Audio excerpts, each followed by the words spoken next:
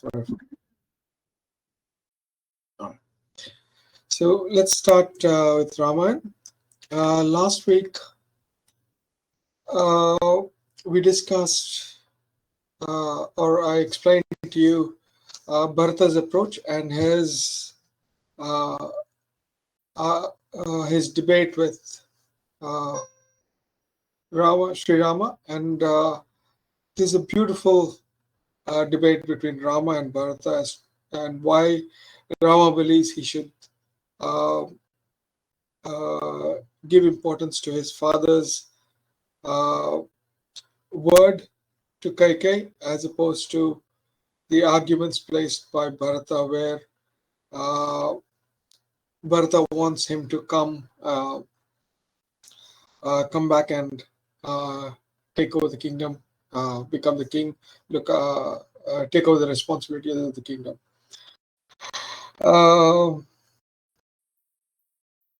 So Rama is steadfast here.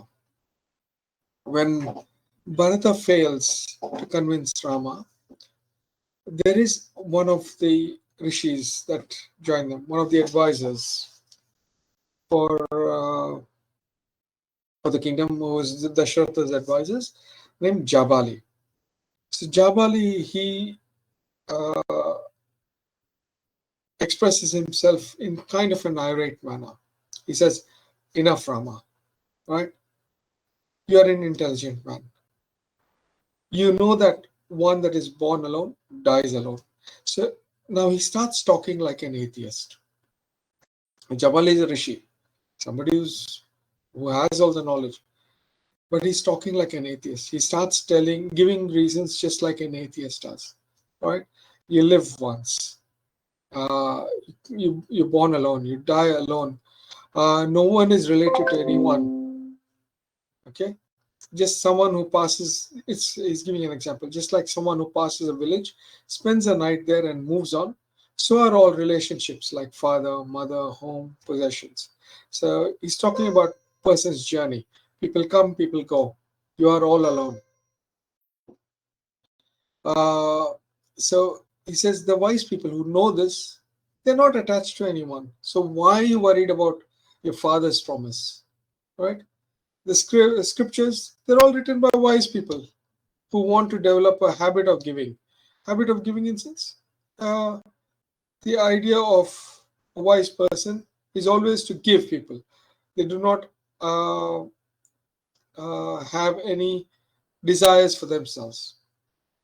So these people have written scriptures for themselves. So don't worry about them. Just come and uh, uh, take power, take your charge as a king. You're giving too much importance to what you see, not what you have been taught. Get yourself coronated. So this is Jabali's argument. He says, come back into the city, get coronated as a king. We are all waiting for you." Rama is a little disappointed. He's not happy.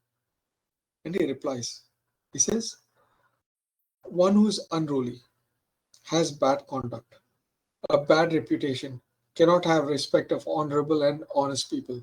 So he's now taking that stance that he took again with Bharatha. He says, if I'm not honorable, if I'm not, if I don't have a good reputation, if I have bad conduct, I can't expect people to respect me. So I cannot come. As a leader, I have to behave in a certain way. I cannot just pretend to be good. Then it creates confusion in the people. I can't. If I pretend to be good, then people don't know what to expect from me, and I cannot be that sort of a leader. I also should set an example for everyone with my behavior. So if I come back with you today, then when I make a statement, so if I come back with you today and I make a statement, people will not give me much credit or not follow, because I haven't followed the rules of Dharma myself. So how is that fair? How can I come and get coronated as a king? Then he goes on to explain the Vedas, because Jabali talks about the Vedas. He talks about the scriptures. He says the Vedas, the 5 sacrifices, they all are set on the foundation of truth, and one should surrender to that truth. You cannot pretend that they do not exist. They are for building a moral society. He goes on to explain a couple of other things, but then he ends up saying, my father performed the wrong act when he took you into his service. So now he's becoming more severe on Jabali. He's telling him, my father should not have taken you into his service. Your words are not those of a wise person. You're misleading and you're an atheist. You've fallen from the true path. Immediately, Jabali defends himself. He says, I trust the Vedas and I do follow the truth. The only reason I spoke these words is to try and change your mind, O Rama. There's no other reason. Vashishta, he steps in and he says, Jabali is telling the truth. Jabali has always followed the path of Dharma. He's always followed the scriptures. And just like all of us who want you to come back as a king of Ayodhya, he also is quite eager. And he's made a statement just to encourage you to uh,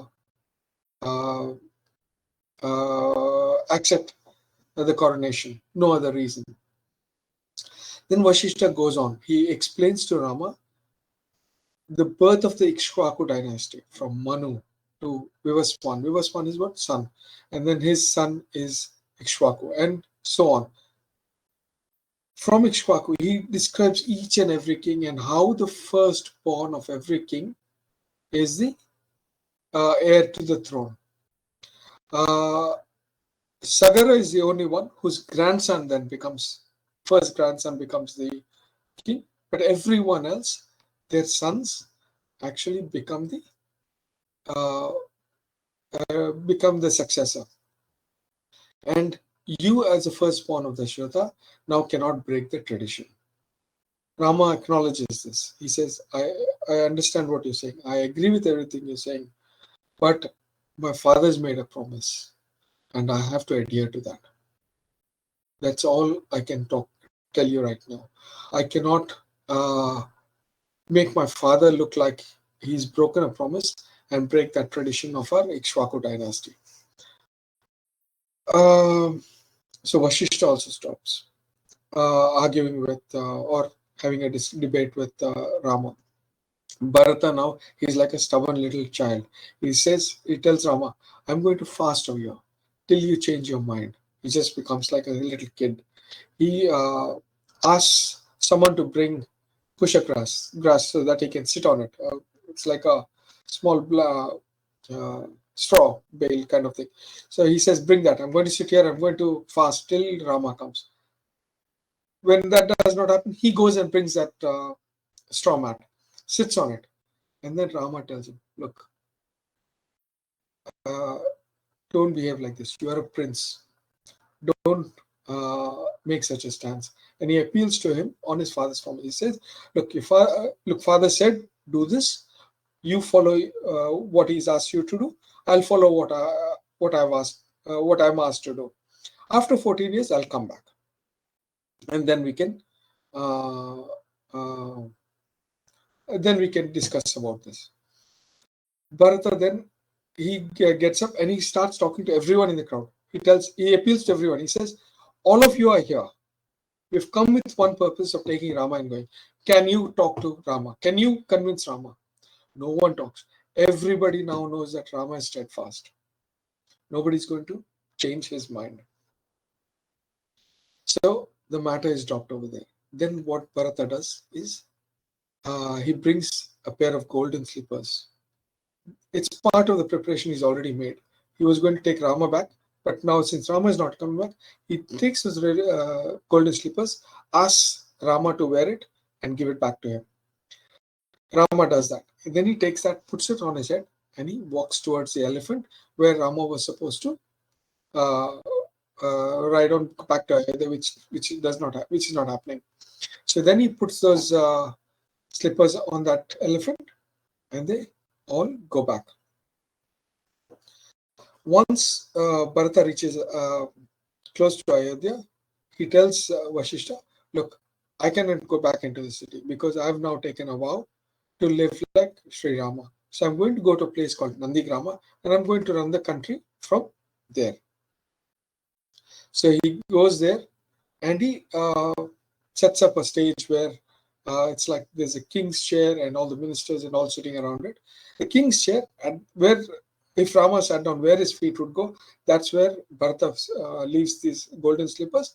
He prays to that slippers, and then he takes charge of the kingdom. He he tells everybody, this is how it's happening. I'm only a caretaker right now. When Rama comes back, he will become the king. So this is what happens in Ayodhya. The next scene changes back to Chitrakuta. We can talk about it next week. Actually, I forgot. Next week is Krishna Janmashtami on the 26th. So we won't be having a class next week. For those who are celebrating, have a really good time. Let's celebrate Lord Krishna's birthday with pomp and ceremony. Moving on to the Bhagavad Gita. All right, I had a question last week. The question was, all right, I have an annoying friend. How do I behave with them the same way I'd behave with somebody who's a close friend? Or somebody who's a bully? How do I treat them the same? And that was because of one of the explanations I gave you. And I'm not I can't recall exactly what my words were. Maybe I haven't given the right explanation. But we've discussed this even in chapter 4 at one stage. We don't, if there's a bully in front of you, absolutely, you need to behave in a certain way that it does not affect you.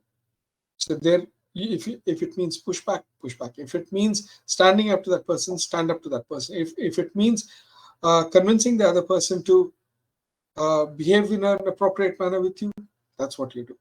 But you have to take a stance. You need to be able to protect yourself, right? If it's somebody who's annoying you, yeah. If it's somebody who's needy and who wants to be with you, you need to set boundaries. You need to behave differently with different approaches. I guess what I was trying to say last week was somebody who knows itself, somebody who knows that the essence of everyone is the Atman and nothing else. There's only the Atman, there's only the Brahman. Then then you see everyone and everything. The person who's good, the person who's bad, the chair, the table, the rocks, everything. You see Brahman in it. So that was my context. So if I haven't explained this very well last week, my apologies, but hopefully I've corrected that now. All right. So till last week, what we were doing was reviewing Karma Yoga. And that was till verse 9 of chapter 6. This chapter is about dhyana or meditation, dhyana yoga. So from verse 10 onwards, he starts explaining how to prepare yourself to meditate. But we've already discussed when we started this chapter, we already discussed Patanjali's Yoga Sutras or the Ashtanga Yoga. So the 8 steps. And the 8 steps start with Yama and Niyama. They are more your attitudes and behaviors. Then it's the asana. Asana is your ability to seat yourself in a steady position. Then you're breathing. So you start controlling your senses with pranayama and with pratyahara. You're controlling your senses. And with number 6, which is dharana. You're now starting to focus on what you want to do. You have control on your senses.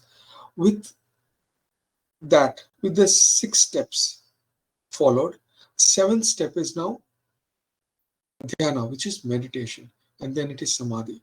So even in that, you need to follow a lot of steps before you get to meditation. And this is what the first few chapters have done for us when it comes to Bhagavad Gita. So he's asking you to follow a certain set of attitudes which will lead you to this place where you can do meditation. Karma Yoga is good, but meditation will take you further. You are now going into an advanced stage of spirituality where you are realizing, where you are becoming, or you are placing yourself in a state where there's no difference between you and Brahma. Okay. So what does the preparation involve?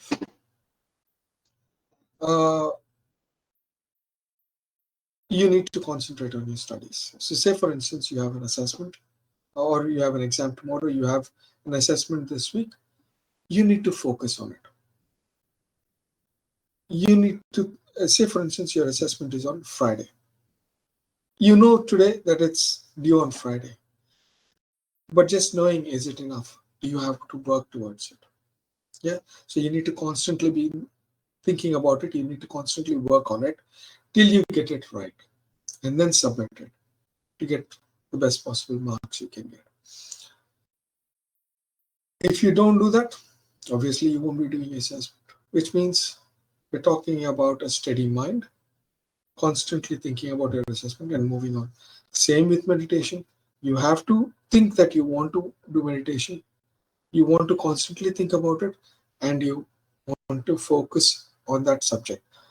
In your assessment, you have a certain subject. With meditation, you're focusing on yourself, the Atman. So this is verse 10. And you have to, if you have to focus on your subject, if you have to study on your subject, can you sit in a stadium and do it? Or think about it. Everybody's cheering their team, or they're screaming and doing things. Can you do it? No. You can't be in a marketplace. You have to find a secluded place. You have to sit alone.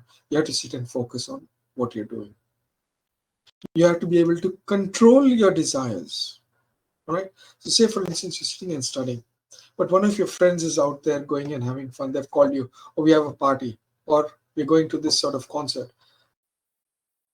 If you are constantly thinking about that, can you study? No. So you have to free yourself from those sorts of desires. Right? Maybe there is a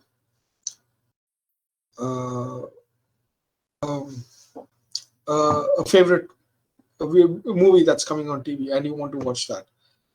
That is an attachment. You have a desire to watch that. You're attached to that. You cannot study if you're like that. Same way with meditation. You have to let go of all the desires, let go of everything that's outside you, and you have to try and focus on your insides. Right? You have to start focusing on the inside. Once you do this, then you can sit and study. Once you can do this, you can sit and meditate. So where do you sit? Where do you do this? You need a clean environment. If you have an untidy environment where there's smells, there's other things, or you're sitting near the kitchen where mom's cooking, do you think you can focus? No. If you're sitting facing the window where you can see the street, there's passers going by, and there's other activity happening, can you focus on your studies? No. So you want a clean environment with no external stimulation.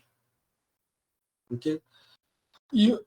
Where do you sit? Do you sit high up on a bar stool, or somewhere on the mountain cliff, or do you sit somewhere low in the basement where there's nothing? No. So you don't sit too high, you don't sit too low. You need to be comfortable. Right? You need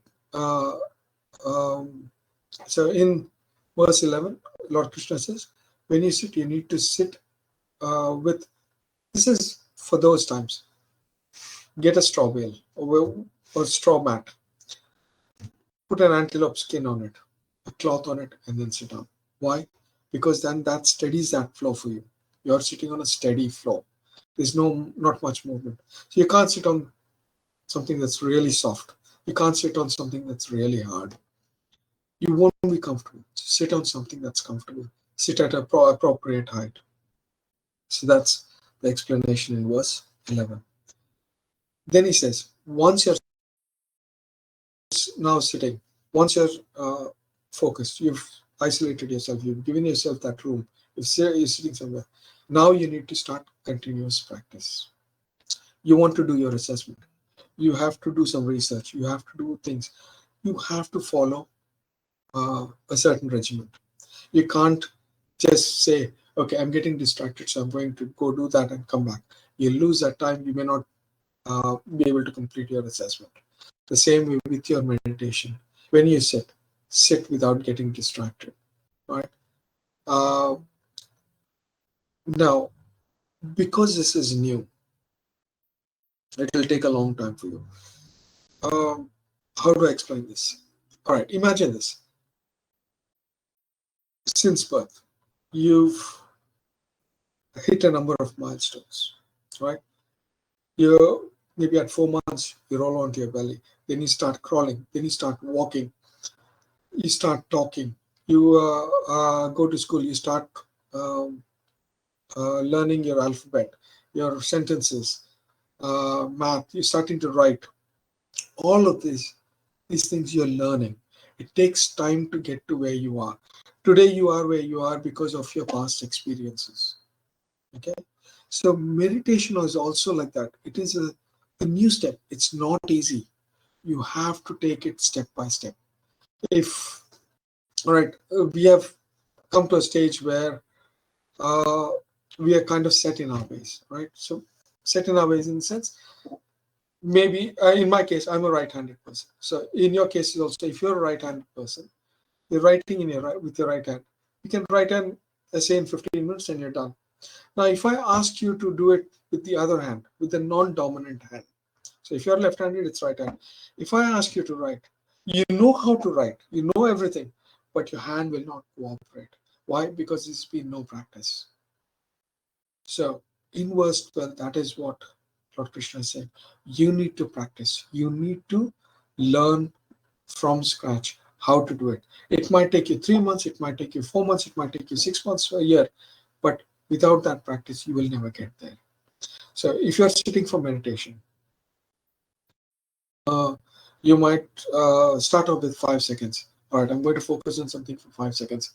Great. Then go back.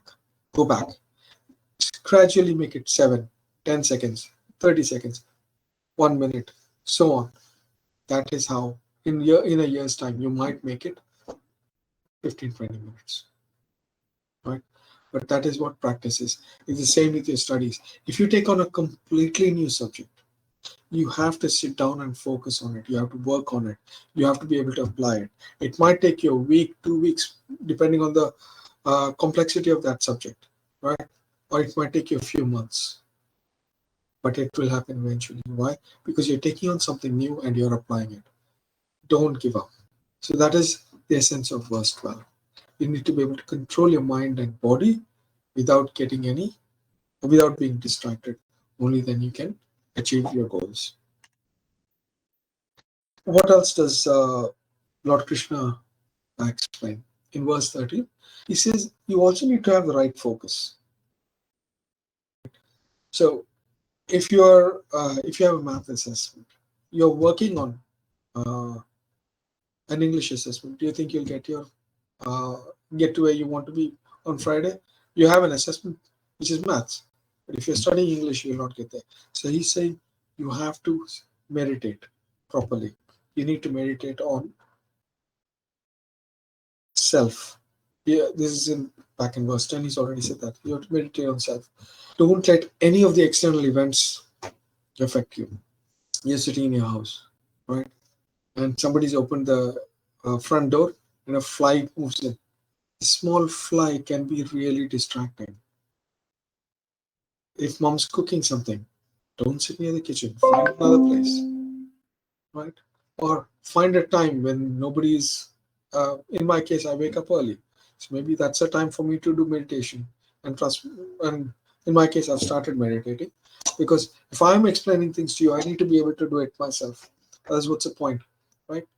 So I get up really early and I try and do a little bit of meditation. Same with you guys. If you find a certain part of the day, do it then. Then what about your posture? There is a lot of stress for posture when you're meditating. You have to sit in a certain place. You have to sit on a firm and steady place. You have to sit straight. So the body has to be straight, your neck straight, and your head straight. So when you're sitting upright, that's when you can focus. If you're slouching, you won't be able to focus. So this is what Lord Krishna said. You keep your body, your neck, and your head in a straight line, and that's when you can meditate. Okay. How else? The reference here with Lord Krishna is you look at the tip of your nose, remain motionless, and you're not looking anywhere else. So you're kind of focused. Don't take it literally that you have to look at your nose. He's saying look at in a certain direction and focus. Only then you can meditate. If your eyes are wide open and you're looking everywhere, you're absorbing everything that's in nature. So look down in the general direction of your nose and you're looking down. That's when you can actually meditate. Some people close their eyes, and that's also okay. Some people want their eyes open, but then only you focus on one element. In verse 14, he goes on to say, fixate on me. When he says fixate on me, we reference Krishna as identifying himself with the Atma. So, like in verse 10, you focus on the self, the Atma. That's who you are. And once you start doing that, it'll take time. Like we discussed in verse 12, it'll take time, but over time you will get there. Okay. So that's the explanation of preparing yourself for meditating. I'll stop here. Do you guys have any questions?